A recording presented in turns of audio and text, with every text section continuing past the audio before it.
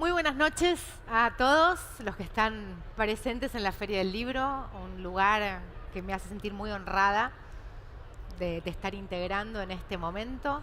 Amamos los libros, amamos las historias y a veces son necesarias, además de que nos gustan. Hoy tengo la posibilidad de charlar con Victoria Montenegro, es la nieta recuperada número 95, pero para mí es mucho más que un número, porque desde que leí hasta ser Victoria, un libro necesario, hermoso, conmovedor, cuando pienso en abuelas, cuando pienso en nietos, pienso en su historia, con toda la complejidad que tiene, con toda la valentía que tiene, y la valentía de haberlo contado, de haber contado el proceso de la recuperación de su identidad. Es tan valiente como haberse animado. Pasar de ser María Sol a ser Victoria no fue fácil y lo hizo. Y después lo contó, con todas esas contradicciones. Porque cuando era chiquitita, no es que no lo intuyera, lo intuía. María Sol en ese momento había tenido un día una pelea con un grupo de amigos, se sentía muy mal, salió a un patio, a un jardín, miró a las estrellas y sintió que una presencia muy fuerte la estaba protegiendo. Y cuando le preguntó en ese momento, la voy a llamar su apropiadora, pero de términos vamos a conversar también, ¿a quién tenía ella en el cielo? Bueno, le contestó, está tu abuelo. No, dijo ella, es una presencia más fuerte, lo sintió. Y era una presencia más fuerte. Le vamos a empezar preguntando a Victoria quién estaba en el cielo. Vicky, muchas gracias por haber venido. Felicitaciones por esa maravilla que es hasta ser Victoria. ¿Cómo fue ese día de tu infancia en el que sentiste una presencia? ¿Qué edad tenías? Vamos ubicándonos en tu vida de ese momento como María Sol.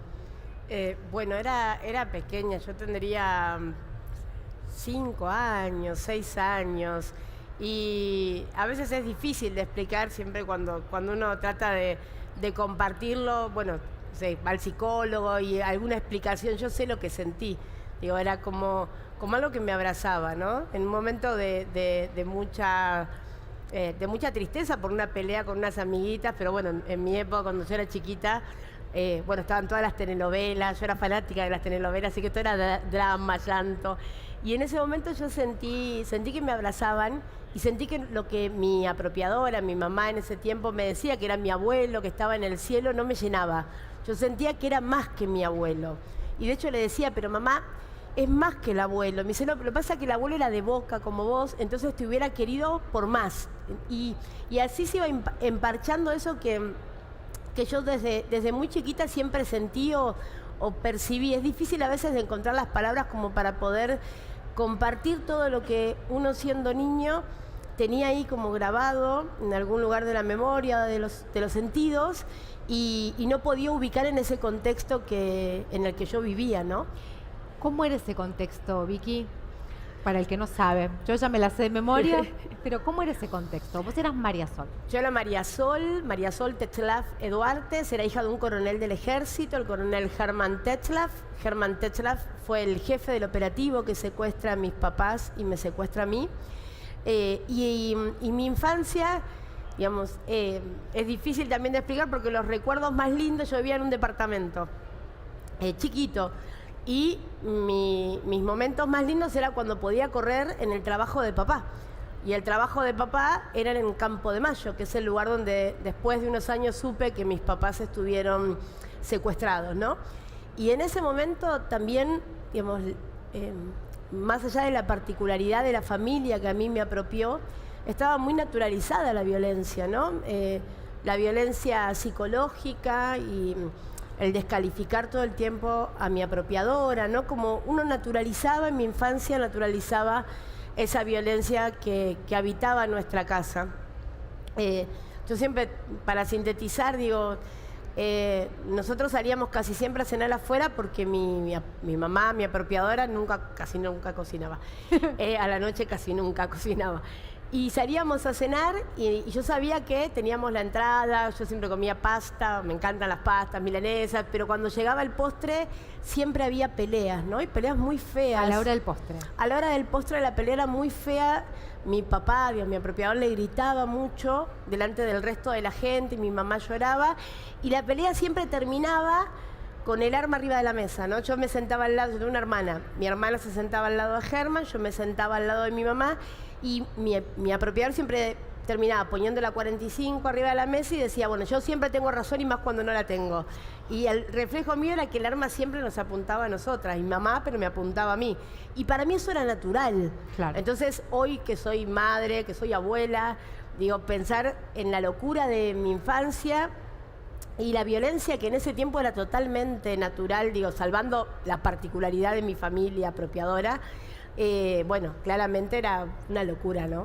Es tanto lo que hay que contar y el tiempo es limitado, pero voy a adelantarme un poco en el tiempo para contarle a la gente que vos decidís escribir el libro cuando sos abuela, ¿verdad? Cuando nace mi nieto, Estabas Noah. alzando a Noah y decidiste contar una historia que no fue fácil, ¿no? Tomar la decisión. No, vos sabés que en realidad hay una amiga que también es hija de desaparecidos, Raquel Robles, que es escritora, que es una excelente escritora, y Raquel hacía tiempo que me venía diciendo, estaría bueno que vos puedas contar, digamos, tu testimonio, que el libro está lleno de contradicciones, ¿no? Porque es nada, lo complejo de haber pasado de ser María Sola a ser Victoria, pero además también de un proceso personal atravesado por un proceso político del país.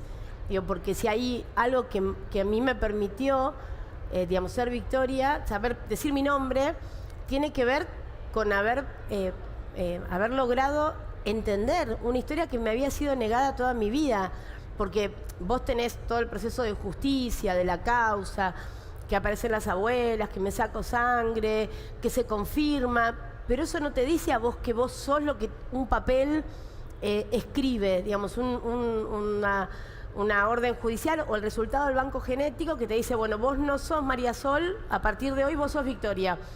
Bueno, pero yo 25 años le dije mamá y papá, y además 25 años en mi cabeza había una película en la que mi papá era el bueno. Entonces ahora me venís a contar una historia donde yo tengo que reordenar toda mi vida. Y eso estaba dando vueltas y nunca me animaba, ¿no? Y los nietos muchas veces, y las nietas damos testimonio en las escuelas o en los espacios, pero ¿qué pasa? Cuando nace Noah, mis 3 hijos nacieron conmigo siendo María Sol. Y cuando nace Noah, es la primera vez que yo voy a tener que contarle a un nieto, aparte de mi descendencia, mi historia, porque mis hijos la transitaron conmigo, aparecimos, íbamos juntos a los juzgados, íbamos a la cárcel, todo lo hicimos juntos, porque yo fui mamá muy joven, entonces yo crecí con mis hijos me acompañaron en todo ese proceso. Con Noah era distinto. Y la verdad es que cuando empecé a escribirlo dije, bueno, yo ya conté 1000 veces mi historia, así que no debe ser muy difícil sentarte y ordenarla. Y ahí es increíble cómo juega la memoria, porque vos sabés que, bueno, obviamente yo tengo responsabilidades, así que nunca pude dedicarme o retirarme para escribirlo. Era decir, bueno, le dedico 1 hora y media, me siento y ordeno como preguntas de mi infancia. Y a veces lo hacía en el medio del trabajo, entonces era 1 hora me acuerdo de un momento así como que hoy me río, pero es bastante trágico, porque estaba volviendo a mi pasado, a mi infancia, y digo, yo tengo mucha memoria, y me volvió un recuerdo, te diría, de mis 3 años, y vino el recuerdo con mucha lucidez, con mucha claridad, y me golpean la puerta por un tema de la computadora. Y viste las películas cuando algo llega y se va rápido, no volvió nunca más. No volvió nunca más ese recuerdo. Pero fue muy liberador, fue muy difícil porque, ¿qué pasaba? Cuando yo conté toda mi historia antes de Noah, yo era una mujer, era una madre, fui hija, fui madre, y contaba la historia sin entender lo que era ser abuela. Cuando nace Noah, y quiero ordenar mi historia para compartirla también con otros, pero principalmente con mi nieto, esa historia, la misma que yo había contado 1000 veces, para mí era distinta, la sentía distinta. Entonces por un lado fue doloroso, fue mucho más difícil de lo que pensaba, porque cada vez que vos descomprimías un recuerdo y lo ponías en palabras, aparecía otro recuerdo. Eso es lo que me permitió el libro, como recuperar muchos recuerdos guardados atrás de los recuerdos que yo ya tenía, pero para mí en lo personal fue liberador y además es como yo lo digo siempre, es un granito de arena nada más. Sí. Es solo un granito de arena. Nada menos, ¿no? Porque vos escribís el libro también para que los nietos que falta recuperar se animen tal vez si tienen dudas, si no saben si va a ser para bien, si va a ser para mal, si es mejor dejar la basura bajo la alfombra o no. Vos considerás que es positivo, que no les va a hacer mal. Pero a mí lo que me parece más valioso del libro es que no les contás una historia rosa. Nunca me voy a olvidar del párrafo en el que hablas de la perfección del mal. Lo decís tan bien, además, encontraste las palabras. Victoria dice, la perfección del mal es que, no lo voy a llamar ni tu papá ni tu apropiador, haya torturado a tus padres, haya matado a tus padres, te diga que te liberó de ser Victoria, que sos María Sol, y que encima logre que lo quieras y que estés pensando que si está preso y le faltan los remedios, vos no puedas dormir. Esa es la perfección del mal. Hay tanta complejidad y tanta valentía en plantear eso, porque uno que podría pensar desde afuera, no, bueno, a partir del momento en el que se entera de que mató a los padres, que es una propiedad y todo, no lo va a querer mal, no es tan fácil. No, mira, de hecho ahí con Raquel en algún momento tuvimos como Raquel me ayudó muchísimo con el libro, y ahí había una cuestión, y vos sabés que es muy difícil a veces, porque, por ejemplo, Raquel también es hija de compañeros y es una hermana a la que quiero y que es inmensamente talentosa, ¿no? Pero lo que yo necesitaba compartir es distinto, digamos, yo necesito compartir una historia para que aquel o aquella que esté contrariado, que no haya elegido lo que le pasó, porque los nietos no elegimos la historia que nos tocó, y que tenga también esa... que no pueda, simplemente que no pueda. La lógica te dice, mi apropiador asesinó a mis padres, asesinó un montón de gente, claro, apropió otros bebés.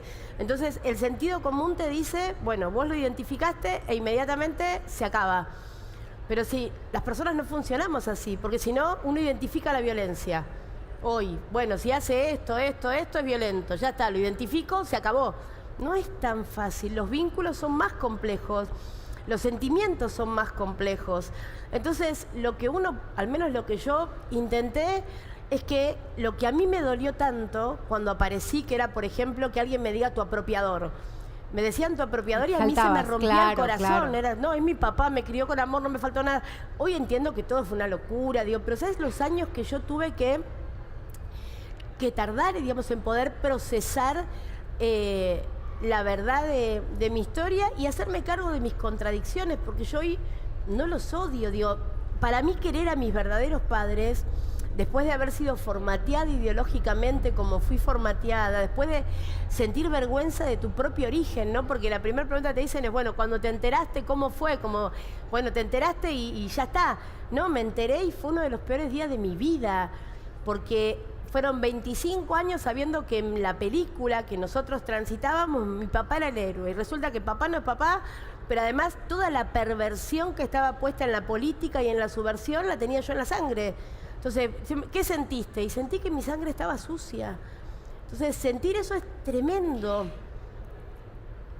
¿Y cómo es el proceso que hace que vos, después de sentir eso, un día te digas a vos misma, que es lo más difícil, y después casi sea el título del libro, que no fue, mi papá mató a mi papá?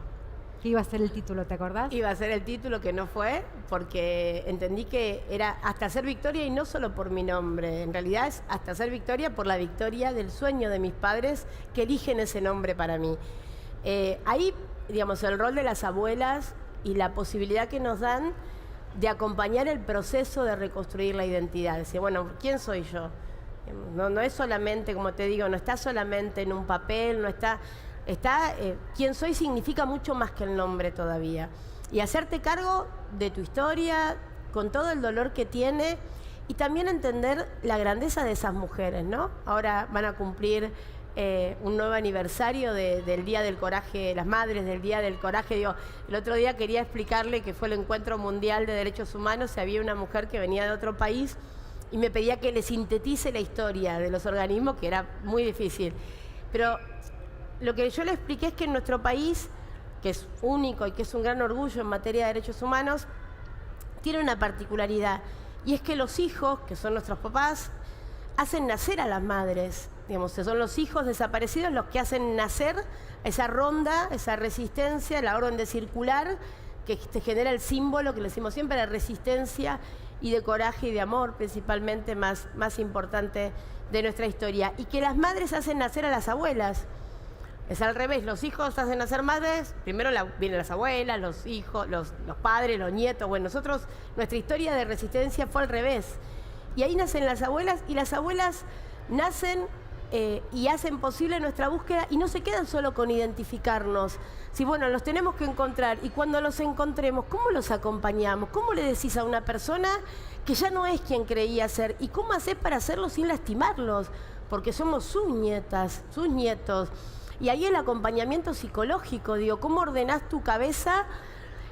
Mira, el mejor ejemplo que yo siempre encuentro, que me lo dijo un chiquito en una escuela primaria, cuando uno trataba de explicarles cómo es reconstruir la identidad. Y en un momento yo trataba de explicar y uno me dice, ya sé, es como el Shenga, me dice.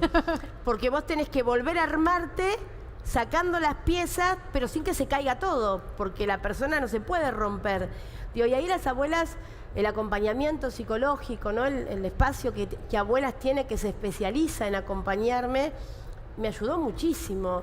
Yo cuando entré la primera vez al... Claro, porque quedamos en ese día en el que te querías morir, me quería morir. ¿Y después? Después me peleo, porque yo no era esto, era un ser del mal en serio. Era del un mal. ser del mal de verdad. Todos, vos no sabés lo que gracias a Dios se ha perdido toda esta derecha reaccionaria, porque yo era muy apasionada y aparte estaba formateada por un tipo que era... Vos lo escuchabas hablar y querías salir con la bandera argentina, recuperar algo, no sé qué. ¿Algo? Pero sí, no, era la sensación, era un ser del mal. Entonces me peleo con el juez, yo me peleé, no a Markevich, nadie. es muy interesante Markevich. la anécdota de Markevich para que vean la transformación, ¿no?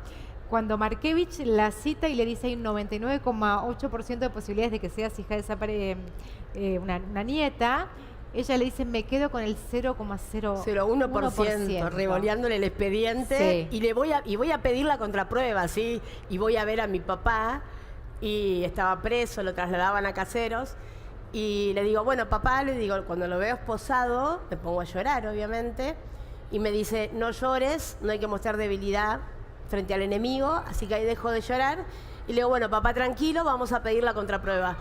Y me mira y me dice, no, negra.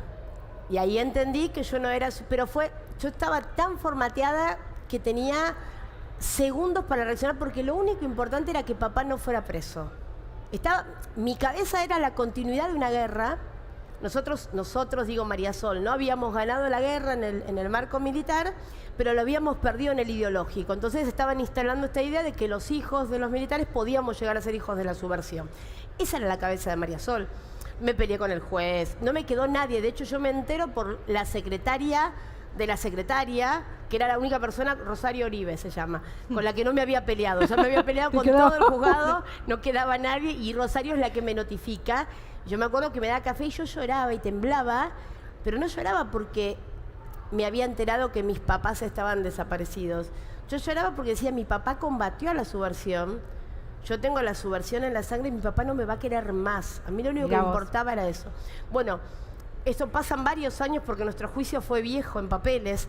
Así que, bueno, hasta que queda firme la sentencia y mi apropiador va preso. Y cuando va preso mi apropiador, yo me peleo de vuelta con el juez. Esta vez miento, no me peleo. Voy llorando de forma tal... yo lloraba mucho porque a él lo detienen y lo mandan a Marcos Paz, al penal de Marcos Paz. Yo tenía un auto que me había regalado a mi papá apropiador, que era un Falcon verde. Oh, no te puedo creer. Todo, sí, te juro, yo juro que es verdad, era un Falcon verde, que era un fierro, digo, para ser sincero, el auto era un fierro. Más allá de la simbología. Pero lo que pasa es que no podíamos. ¿Qué pasaba con el Falcon? En ese momento la ruta era estaba rota y no podíamos llegar, y a mí lo que me angustiaba en esa formación, digamos, yo siempre fui muy leal. Digo, yo cuando quiero con el alma, incondicionalmente. Y a mí lo que me desvelaba era pensar que no iba a poder cumplirle a mi papá. Yo no iba a poder ir todos los días de la visita porque mi auto no llegaba, no iba a poder. Voy el lunes a ver al juez llorando, desesperada. Y yo le decía, el auto no sirve, no voy a poder. Mirá cómo lloraba, que en un momento me dice Markevich, mira, te pido, Sol, me dice, te pido por favor no llores más, me dice. Todavía era Sol. Legalmente Victoria, pero Sol. Me dice, Sol, no llores más, yo te presto mi auto, me dice. Vos me decís los días de la visita y yo te presto mi auto, pero por favor no llores. Imagínate cómo lloraba. Bueno, quedamos que me prestaba su vehículo para ir a ver a mi papá. Todo empeora, pero era mi momento. Y yo estaba así en ese momento. Tenía que acompañar eso, claro. Pero bueno, me lo traslada a Campo de Mayo, pero me pone como condición que yo vaya al psicólogo. Me dice, mira, yo te voy a ayudar, él va a ir a Campo de Mayo, pero vos vas a ir al psicólogo porque no hay forma. Muy bien parado, muy bien. Sí, claro. Y el mejor lugar, Abuelas, tiene un lugar que se especializa en eso. Entonces yo te ayudo, bueno, voy a la psicóloga Alicia Lojudice. Y me presento a la primera, le digo, bueno, ¿qué tal? ¿Cómo te va? Te aclaro que vengo porque me obliga la justicia. A mí no me vas a lavar el cerebro. Así arrancamos, hace muchos años ya. Y bueno, por suerte me tuvo mucha paciencia y acá estoy. Sí, claro. ¿Y cuál es el momento, vos seguiste con las visitas y demás, en el que de defenderlo y preocuparte porque él no te quiera, pasás a confrontarlo? Que calculo que hubo ese momento. Nunca. ¿Nunca? Nunca tuve coraje para confrontarlo. Nunca. Nunca tuve coraje. Es que aparte, nunca... Él muere en el 2003. El 17 de mayo, el mismo día que mi papá, papá muere, su cuerpo aparece el 17 de mayo del 76 en Uruguay y Germán muere el 17 de mayo del 2003 y Videla muere el 17 de mayo del 2011. Yo nunca pude confrontarlo. Sí. Aún sabiendo, digamos, ya con todo claro no podías. Es que cuando yo lo sé, que es en el año 2000 cuando se confirma que soy Victoria, a mí lo único que me importaba era que mi papá no dejara de quererme, porque mi papá sostenía todo en lo que yo había creído en la vida. Entonces, si yo corría a mi papá, toda mi vida, todo lo que repetí, todo lo que dije, no podía. Y además porque hay un vínculo en esto, él estaba enfermo, yo me encargaba de sus curaciones, digo, había un vínculo muy fuerte. Sí lo escuchaba y lo que sí pasó, perdón, que es horrible, pero para mí fue un montón, fue prestarle más atención a lo que decía. Digamos, él, hace muy poquito yo encontré mi caso, yo no, los abogados de derechos humanos, Pablo Yonto y Aníbal Niatuk, encontraron mi casa, la casa del secuestro. Sí, leí. Sí, pero una vez, volviendo de los juzgados, Germán, antes de que vaya preso, me dice, cuando yo te diga, mira a la izquierda. Pasábamos por una autopista. Entonces yo estaba en el auto, pasamos y me dice, ahora miro a la izquierda y me dice, ahí a 5 cuadras está tu casa. Un día vamos a venir. Bueno, él después lo detienen, me lo dijo, lo tomé, pero nunca le exigí. Entonces, yo nunca quise incomodarlo, porque me importaba más cuidarlo a él que pensar en mi propia historia. Básicamente digo, nunca tuve coraje para interpelarlo. Hay una historia de la que ahora se ríen, pero en su momento, bueno, no fue tan agradable con Horacio Pietragala Corti, a quien también la misma persona había robado, básicamente, ¿no? Sí, claro. ¿Cómo fue eso de que cuando tu apropiadora se muere en tus brazos te dice, tu papá te eligió a vos? Sí, bueno, primero lo que a Horacio no le gusta que cuente en el libro. Horacio, no sé si lo conoces, es el secretario de Derechos Humanos de la Nación. Mide 2 metros, mide 1,85 m desde que tiene 13 años. Pero íbamos al jardín juntos porque hay una foto muy linda, bueno, horrible, pero linda, que su apropiadora, que era la señora que a mí me cuidaba, nos tiene a los dos en brazos. Entonces la foto dice, Solcito al año y 3 meses, por lo tanto César, que se llamaba Horacio, tendría 3 meses. César, que yo creo que tiene botines en la foto, porque era un bebé de 1 año y pico, porque María Sol le llevaba 1 año a César, pero yo le llevo 1 mes a Horacio. A Horacio lo inscriben como recién nacido cuando tenía 1 año. Y en el jardín íbamos juntos. Yo a preescolar, él a jardín. Y siempre fue muy alto, muy delgado y muy bueno. Él siempre fue muy bueno y yo siempre fui muy peleadora. Y en el jardín le pegaban Y yo lo Lo defendía. defendías. Entonces él está indignadísimo todavía porque en el libro cuento que lo defendía en el jardín. No me lo perdona. Esto, No te lo perdona. de todo el libro no lo O sea, sé. no, te perdona que le hayas dejado de hablar cuando él ya Eso había recuperado su identidad y sabía, digamos, cuál era el proceso que vos tenías que enfrentar. Eso te lo perdona que le hayas dejado de hablar, pero no que hayas contado. Eso lo entendió, lo del jardín no me lo perdona. No, cuando él aparece, claro, hasta ese momento Horacito aparece en el 2003, en abril del 2003, un poquito antes de que falleciera mi apropiador. Y al revés, digo, yo hice todo durante muchos años por protegerlo, Horacio aparece e inmediatamente, está bien, quería justicia para su mamá. Bueno, y ahí yo me peleo con él muchísimo, muchísimo, y dejo de hablarle por varios años, hasta que un día nos encontramos, perdón. No, por favor. Hasta que un día nos encontramos, de hecho hay un carnaval, mis nenes lo conocen desde que nacieron, y Horacito siempre fue muy bueno. Y un carnaval, estábamos en el barrio Lugano, y claro, Horacito se lo ve a una cuadra y media, pues mide 2 metros. Y mi marido me dice, está César todavía, me dice, está César, si viene, por favor, saludalo. Claro, Horacito nos ve y se acerca a saludarnos, viene, lo saluda a Guti, saluda a los nenes, y cuando me saluda le doy vuelta la cara. Y se queda así parado y se va. Me dice, bueno, cuando quieras hablarme. Y bueno, pasaron años y después, la primera vez que nos reencontramos fue en la Marcha de la Resistencia de las Madres. La primera marcha que yo participé, que hay una foto de los dos que estamos contra jóvenes. Él todavía estaba con pelo, yo por lo menos sigo manteniendo el pelo, digamos. Él estaba muy joven en esa marcha y bueno, a partir de ahí ya estamos juntos. Claro, es que bueno, él entendería la complejidad del proceso que vos estabas viviendo también. Hablabas de Guti, ¿no? Quería preguntar quién te acompañó, quién fue tu puntal en todo este proceso, porque no es fácil, pero supongo que uno necesita un acompañamiento muy fuerte. Sí, bueno, mi marido, nosotros, imagínate, estamos juntos va a ser 32 años. Wow. Un montón.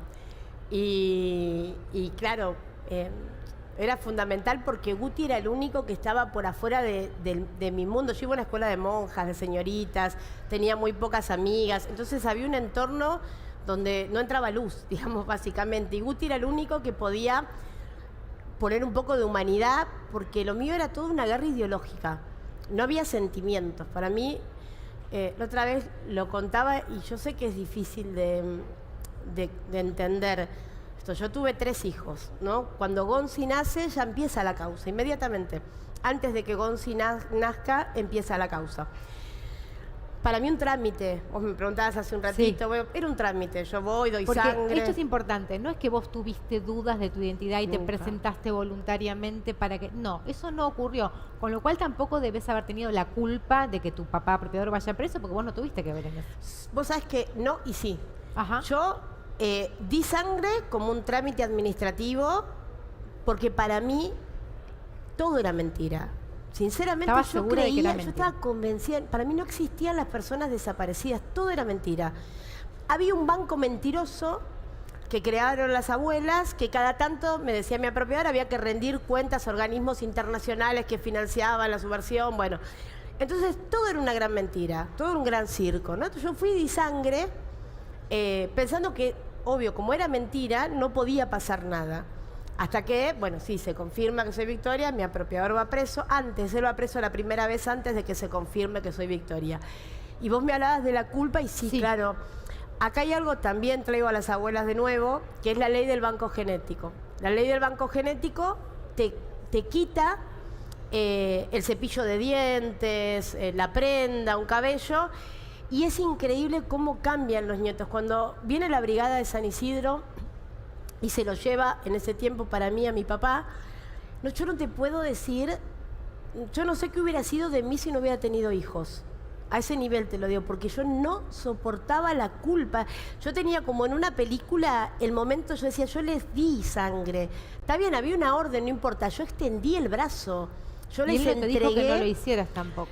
No, pero yo tenía que proteger, Sí, yo era la que tenía que estar atenta y yo les di la sangre que condenaba a mi papá. Entonces, hoy las abuelas, pensando justamente en la experiencia que los nietos ponemos para que a los que vienen después No les pasen resulte por un poco eso, más claro. fácil, esto, y los chicos, los hombres, mujeres ya, que transitaron eso, hay uno, de hecho, Ezequiel Rochenstein, que estuvimos 10 años para sacar su muestra genética, porque su apropiador era de inteligencia, entonces la policía entregaba muestras del perro, entregaban muestras contaminadas, y la jueza tuvo que citarlo, desvestirlo en el juzgado y que entregara la muestra. Vos decís, nunca más este chico se acerca. Apareció y al mes, 2 meses ya estaba en Abuelas. Mira vos. El haberlo liberado, de tener que entregar, haberle quitado la muestra que confirmara lo que él siempre sintió, permitió que se acercara a Abuelas.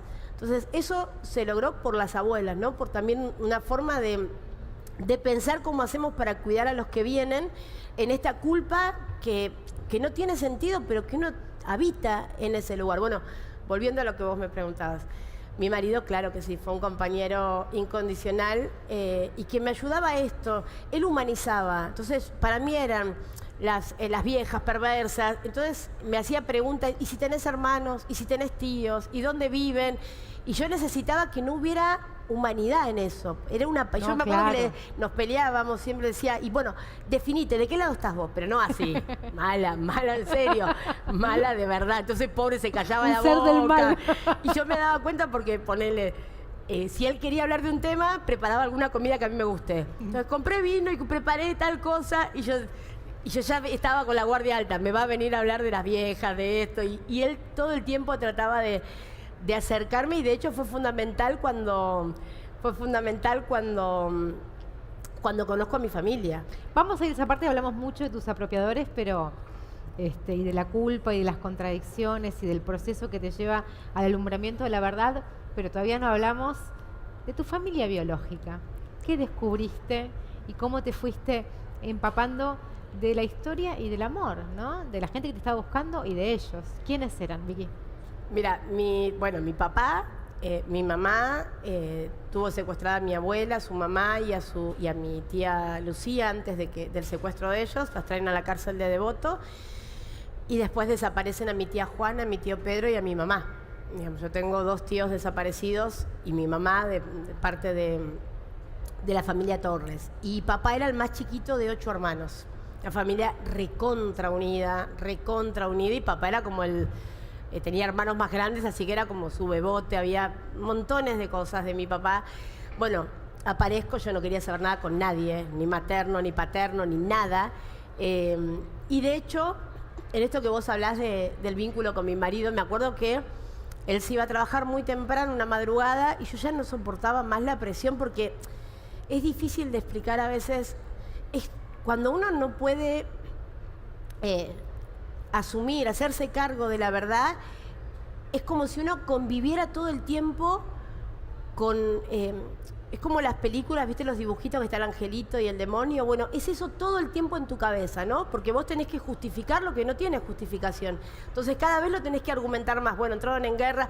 Yo me acuerdo que en un momento decía, discutía, me peleaba conmigo misma todo el tiempo. Bueno, si estas señoras se hubieran preocupado cuando se tenían que preocupar, nosotros hoy no estaríamos como estamos. Papá hizo lo que tenía que hacer porque sus mamás no hicieron lo que tenían. Y cuando eso bajaba, venía el lado humano. Y bueno, y si están vivos tus abuelos, y bueno, eso era insoportable. Mi marido se va una madrugada a trabajar. Yo me quedo, no dormía, yo estaba despierta, eran como las 4:30, 5 de la mañana, y vos sabés que fue como un sueño, y me llamaban. En el sueño me despierto, porque ni siquiera era un sueño, yo te puedo decir que escuché o estaba como en una situación así de ensueño. Y la voz que me llamaba era muy suave, era como una voz, y me sobresaltó, y me suena el teléfono, era mi marido. Y me dice, estoy en el hospital, ¿sabes que me pasó algo rarísimo? Voy por el pasillo caminando, me dice, hay un montón de gente en la maternidad. Sentí que me llamaron, me dice, me di vuelta, me llamaron a mí, le dijeron muchacho, muchachito, pero me di vuelta y nadie me estaba mirando a mí. Pero yo te puedo jurar que me llamaron, y cuando me llamó mi marido, y a mí me dio miedo, la verdad que fue miedo. Dije, bueno, llama al juzgado, mañana voy a notificarme, como para que terminemos con esto, que el inconsciente me está volviendo loca. No creo en la psicología, pero me estaba volviendo loca el inconsciente. Digo, bueno, vamos al juzgado. Lo mismo, trámite administrativo. Yo me mentalicé, Yo voy, me notifico, la condición que le pongo al juez es, si yo veo a la Carlotto en el juzgado, me retiro inmediatamente. No la querías nada. Entonces la condición es, yo veo a la Carlotto y me retiro del juzgado. Bueno, pongo una fecha, a último momento la cancelo, mi familia estaba en viaje, se vuelve, mi familia paterna, vinieron todos mis tíos y entre mis primos hicieron un sorteo y vinieron 2. Que después Eran uno un hizo montón, trampa. Sí. claro. Después me enteré que uno, que es el que más quiero, con el que mejor me llevo, hizo trampa. Pero bueno, llega el día, mi marido, estábamos subiendo el escalón, y mi marido tiene 3 escalones, el juzgado de San Isidro, y mi marido se queda en un momento y me dice, está Estela en la esquina. Se ve que yo estaba, no la miré, obvio, pero él sí la miraba, y me dice, ¿puedo ir a saludarla? Y le digo, mira, si vos vas a saludarla, en mi casa no entras. Entonces, pobre, se quedó ahí, no la saludó, la Carlotto se tenía que quedar, y yo tenía que ingresar al juzgado a notificarme. Yo entraba, me notificaba, firmaba, me iba y se terminaba la situación. Así fue, me presento. A todo esto mi familia, después me entero que cuando ellos se enteran que yo había aparecido, que tengo 3 varones, dice, bueno, ya está, pintamos la casa de los abuelos, que estaba en Metam, le hacemos la pieza a los nenes. Ellos, claro, yo era suya. Claro. Me habían buscado, no había posibilidad de que no los amara. De que no los rechazaras. Hasta que me encontraron, hasta que me vieron la primera vez. Y nada, me presento horrible, me presento. ¿Cómo fue ese primer encuentro? Muchos nervios, el juez los hace ingresar por otro lado. De hecho, mi primo dice que se sintió muy mal y que después se entendió, porque el juez cuando los ve, ellos todos emocionados, le dice, esto no es gente que busca gente. ¿Te acuerdas que estaba ese programa? Sí. Esto no es gente que busca gente, esto es un juzgado. Claro, para prepararlos, ellos venían felices. Ellos entran por una puerta, yo ingreso por otra para no contactarnos. Bueno, hasta que me paro, yo me acuerdo que había llevado borcegos. Y me paro, yo cuando era María Sol tenía la costumbre, porque mi apropiador yo crecí en el cuartel, entonces me enseñaba a formar, lagartija, cuerpo a tierra, todo eso, entonces me paro. Eso no la sabía. Sí, claro. Y aparte cuando estás a la defensiva es cuando más firme te paras. Todo esto me paro, le digo, soy María Sol Tetzlaff Duartes, soy hija del señor coronel del ejército Herman Tetzlaff y de María del Carmen Duartes. Me presento porque me obliga la justicia, me notifico y espero que a partir de este momento me dejen en paz. Ellos son mis padres, los amo y nada de lo que hagan va a hacer que eso cambie. Yo vengo, me notifico y espero que a partir de este momento me dejen en paz, pero no así. Así es un poema de Becker, claro. Así como te lo estoy diciendo, horrible. Qué bueno que te puedas reír. Sí, mucho. No hay otra forma de transitar todo esto. ¿Sí? Y bueno, saludo 1, saludo 2. Y en ese momento el juzgado tenía un desnivel. Era ponerle, así estaba yo estaba con el juez acá y un poquito más alto había otros sillones blancos también. Y estaban todos mis tíos y mis primos. Y ahí cuando miro, que fue yo siempre digo, lo mejor y el peor error para María Sol, porque cuando hago el contacto visual soy igual a todas mis tías. Dije, no. Claro. Cuando hago así dije, ya está. Y era como resistir. Y después vuelvo a observar y veo a mi tía Irma, que todas mis tías son hermosas, tienen una dulzura que no heredé de ellas. Sí, yo soy más del lado materno. No. Sí. Mis tías son hermosas. Y mi tía Irma se le caen las lágrimas. Y yo me quedé observándola porque yo te lo juro por Dios. Yo decía, esta señora, no había grito, eran lágrimas y era un dolor tan que uno la observaba y lo veía. Y yo decía, ¿por qué llora si los que sufrimos somos mi papá y yo? Las víctimas somos mi papá y yo. Bueno, y ahí el juez me dice, espera porque la otra parte, yo me quería ir, la otra parte tiene que notificarse. Entonces estaba mi tía Mercedes, mi tío que se llama Segundo, que estaba sentado en el segundo lugar. Entonces dice Segundo, y el juez le dice, no, pero su nombre es Segundo. Bueno, se generó una situación donde mi primo interviene, monopoliza, como hace siempre, la conversación y a partir de ahí presenta a todos, pero se ríen y me río. Hubo una risa ahí. Ya está. Creo que eso fue como el primero la mirada, después la risa. Me río y después el juez que fue fundamental porque viene y me dice, mira, yo te voy a pedir un favor. Esto es un juzgado. Esta gente viajó 2000 kilómetros, yo tengo que trabajar, quiere sacar una foto, a mí me complica. Si vos te tomás un café acá en la esquina, a mí me descomprimís el juzgado.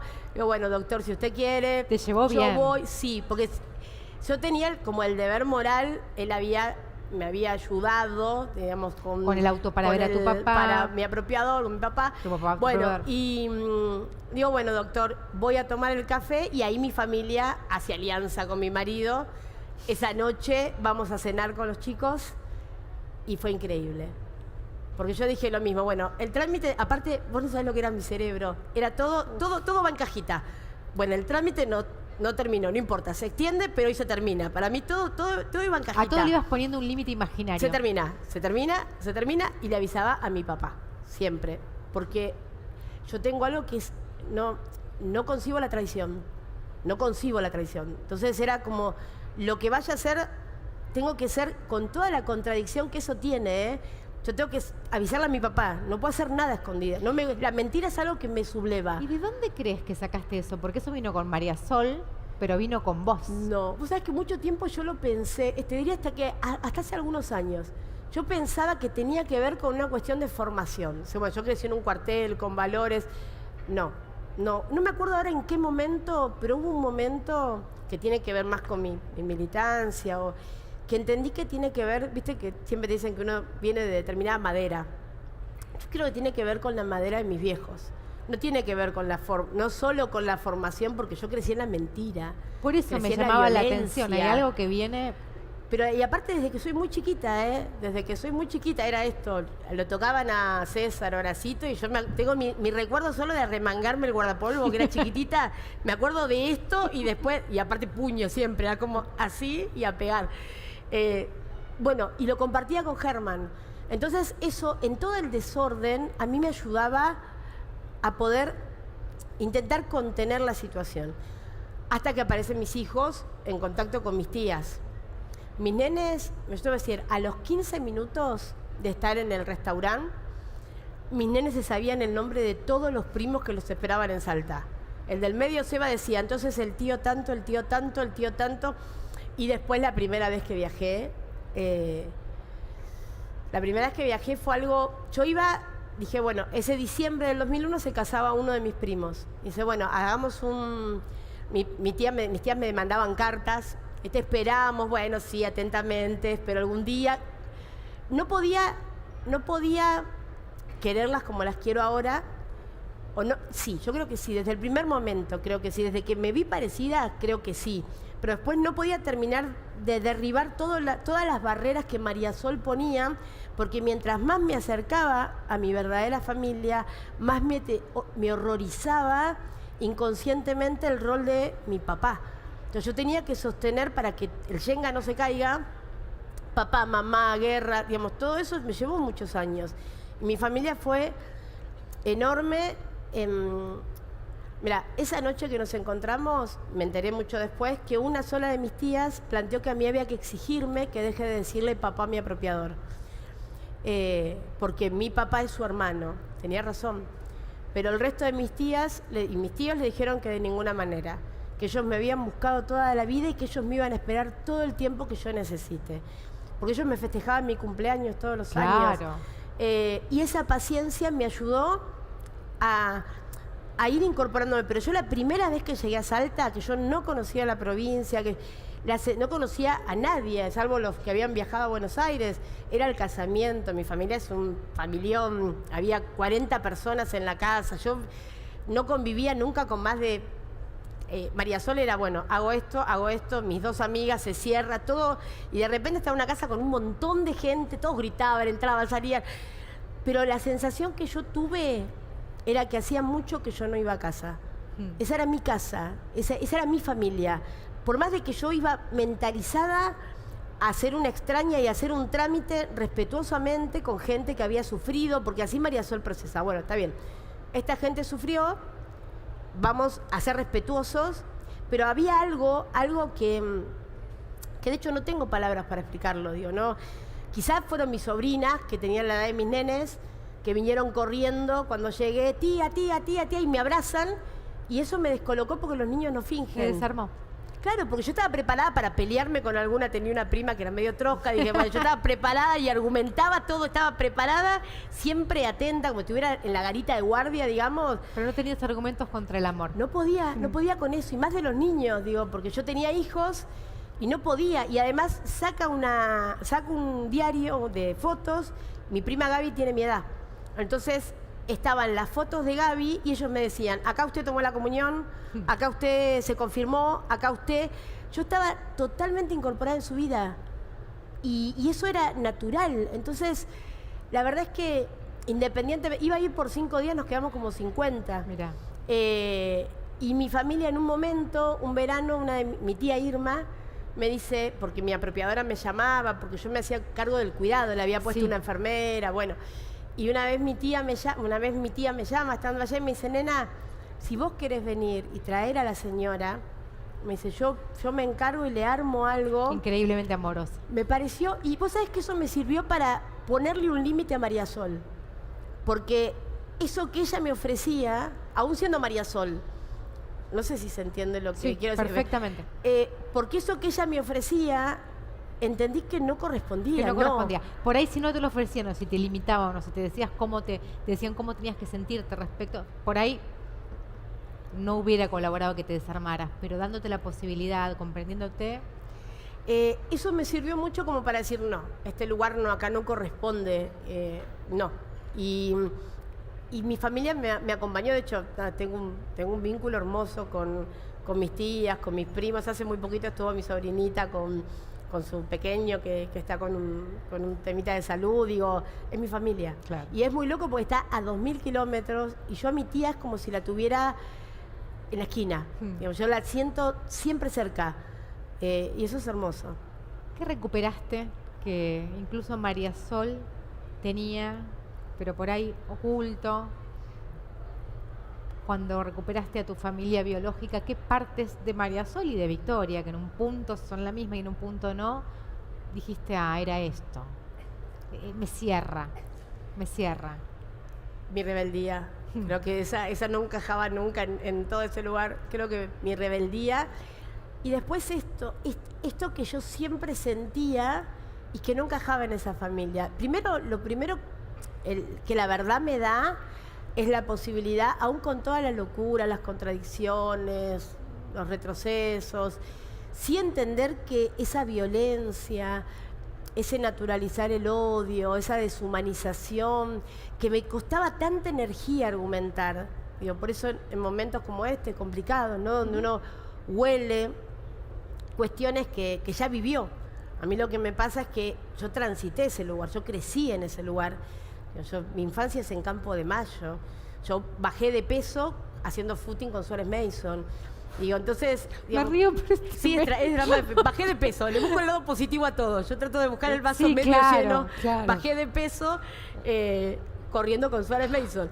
Eso no la sabía. La verdad que menos mal que uno le puede poner con el tiempo un poco humor, pero es tremendo. Estaba en el Hospital Militar Central cuidando a mi apropiadora.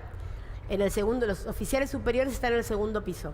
Entonces, mi apropiadora tuvo varias veces problemas de salud y nos quedamos un año internadas 4 meses. 4 meses y pico, que coincidió con un año que las clases empezaron como en mayo, en la época del gobierno de Alfonsín, ¿te acordás? Así que le dan el alta a mi mamá y a la semana empiezan las clases, a mi apropiadora.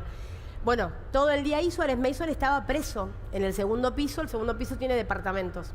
Entonces hacía la recorrida, pasaba revista por las habitaciones y claro, yo estaba todo el día cuidando a mi mamá. Creo que en esa época ni tele había todavía, 80 y pico. No me acuerdo, creo que no había tele en el hospital, después la incorporaron. No, había revistas. Había revistas, pues yo me pasaba leyéndole revistas a mi apropiadora.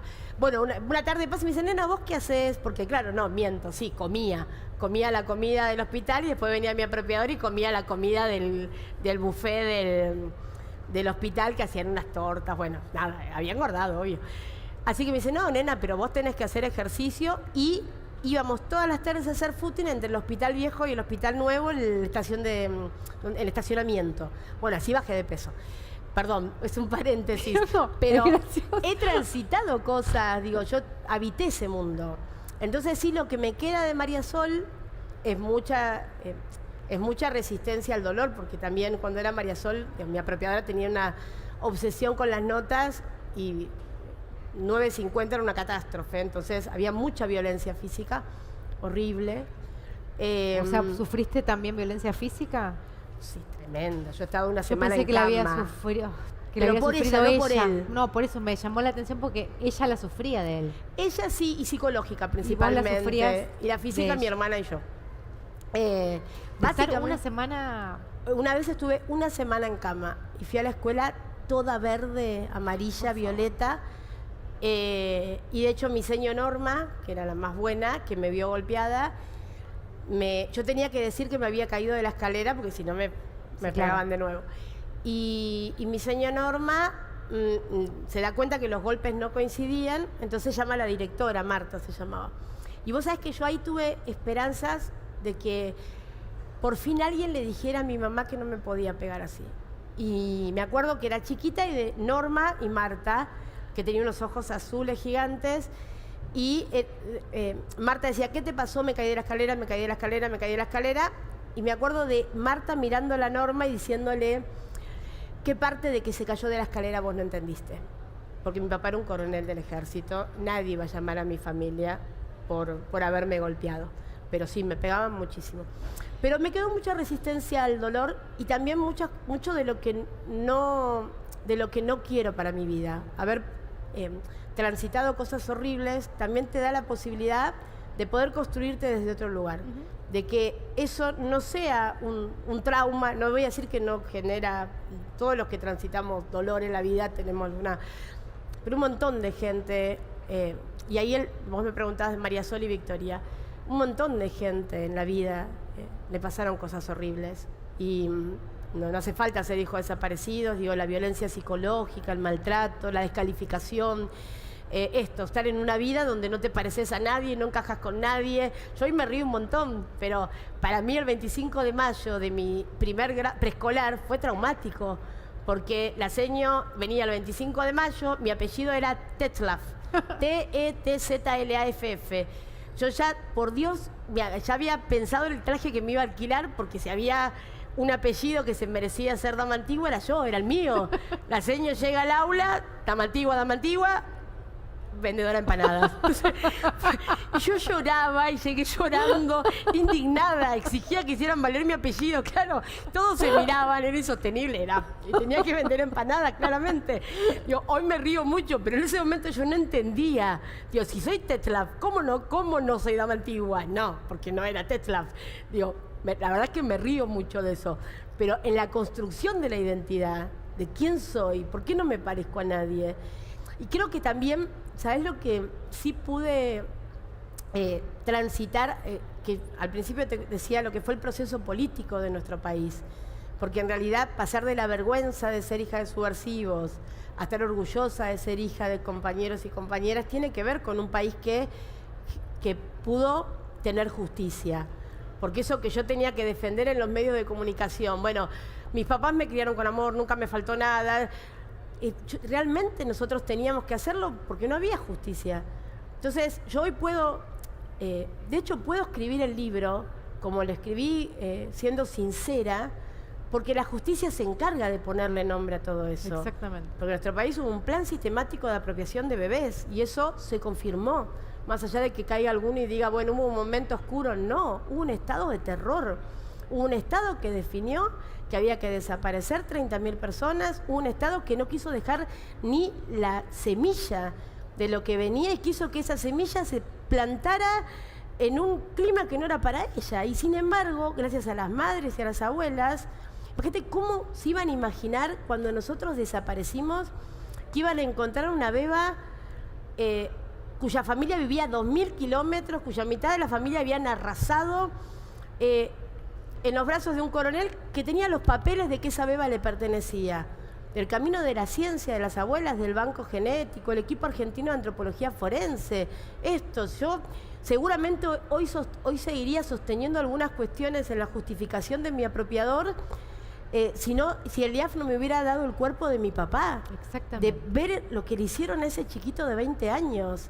Entonces, el Estado presente, haciéndose cargo de su historia, es lo que a mí me permitió, a mí y a tantísimos otros, que no hace falta ser hijos desaparecidos, entender que esa historia no puede pasar nunca más. No. Y decir, ¿con qué me quedo de esto? Bueno, me quedo con la resistencia de haber transitado un montón de cosas horribles, pero me quiero quedar con la esperanza de lo que nosotros somos capaces de construir a partir de la verdad. Y cómo podemos defender lo que tanto nos costó.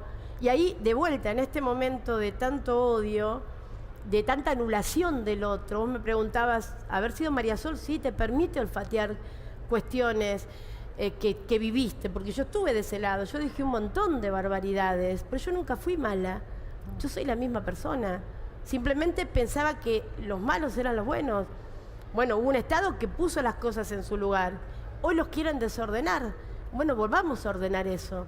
Y tu libro es un aporte para que sigamos ordenando eso, porque el pasado no es pasado, y vos lo sabes bien, pero si la historia de Vicky nos muestra claramente que el pasado es presente, y es futuro también, es que no entendimos nada. Y vuelvo a tu libro para despedirte. Vos hablabas de la perfección del mal y describías una situación que parece la perfección del mal. Bueno, no fue tan perfecto el mal, ¿no?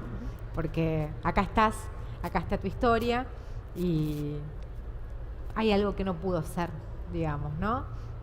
Muchas cosas horribles sucedieron, pero no todas salieron como querían, ¿no? Como les habían planificado. No, yo estoy convencida que no. Estoy convencida que realmente yo creo que los nietos, bueno, está mi nieto por ahí está, el chupete. Yo estoy convencida de que realmente el amor vence al odio. Lo que pasa es que el amor hay que alimentarlo todos los días también. Y creo que ese es el ejercicio que tenemos que darnos. A veces damos por hecho que, bueno, ya está. No, al amor se lo alimenta todos los días y creo que ese es el desafío que tenemos por delante. Muchas gracias. Y si quieren comprar, publica Gracias. Editorial Marea. Está por ahí, Ser sí. Victoria. Da mucha Es vergüenza. maravilloso. No, Gracias. Gracias a todos.